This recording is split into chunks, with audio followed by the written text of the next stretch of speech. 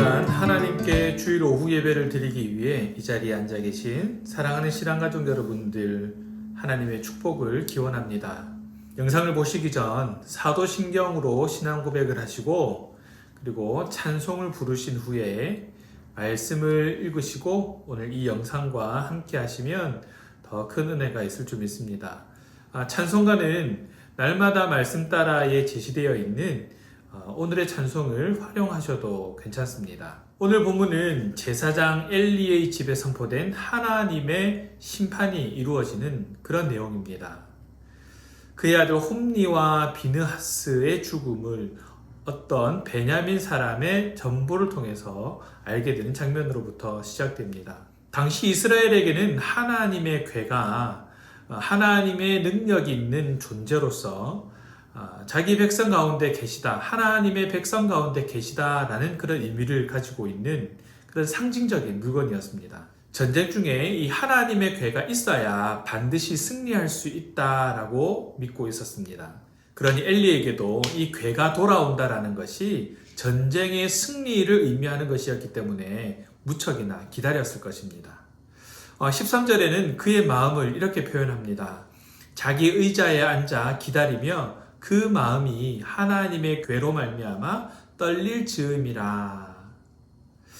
이 에베네셀과 아벡 사이에서 이스라엘 백성들과 블레셋 사람들이 서로 대치하여서 전쟁을 치르고 있었습니다. 한 번의 전쟁 가운데서는 이스라엘 백성들이 지죠. 그래서 실로라는 곳에 하나님의 괴가 놓여지게 되었고, 진영으로 복귀했던 이스라엘 백성들은 사람들에게, 장로들에게 얘기합니다. 아니, 실로에 있는 하나님의 괴가 다시 우리에게로 돌아와야 됩니다. 강력하게 이야기를 했고 실로로 가서 그 하나님의 괴를 가져오게 되죠. 그 일이 있으면서 이 블레셋 사람들은 오히려 의기투합하게 됩니다. 이 하나님의 괴가 이스라엘 백성들에게 돌아갔으니까 우리는 질 수밖에 없을 것이다. 그러니 우리가 더 의기투합해서 으쌰으쌰해서 이 이스라엘 백성들을 빨리 쳐부수자라는 그런 마음을 가지게 된 거죠.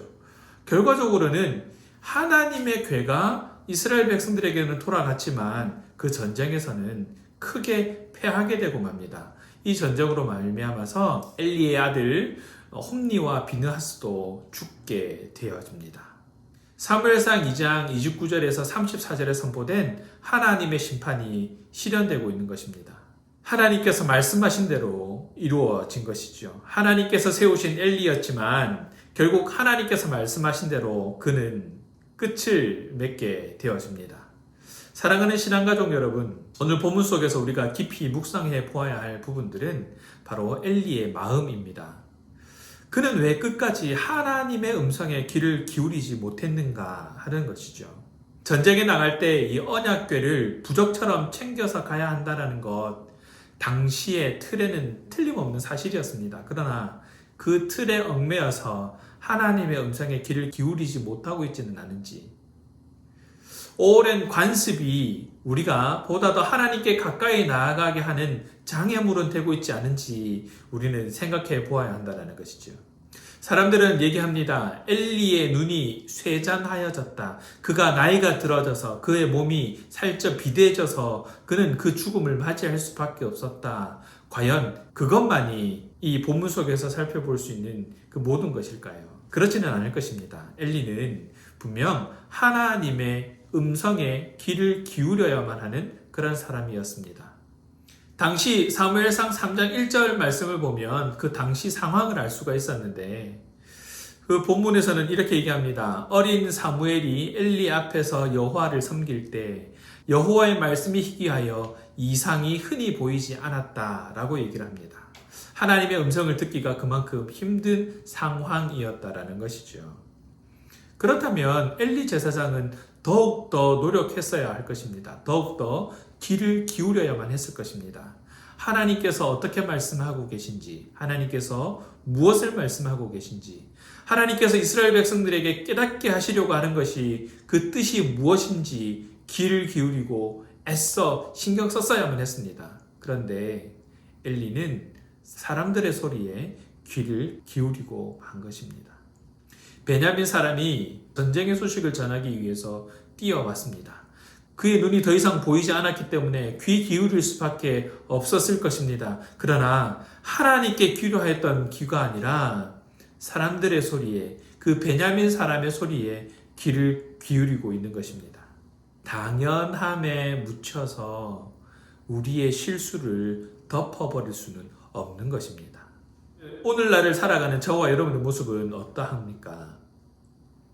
특히 이 코로나 감염 확산이 장기화됨에 따라서 지금까지 우리는 너무나 당연하게 여겨왔던 것들에 대해서 다시 한번 점검해 보아야 하는, 지금까지 당연하게 여기고 있었던 많은 상황과 일들에 대해서 우리는 점검이 필요한 상황을 맞이하고 있습니다.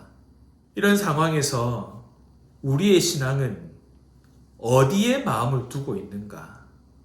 우리는 어디에 마음을 두고 무엇 때문에 그 마음을 떨려 하고 있는가 점검해 보아야 한다는 것이죠.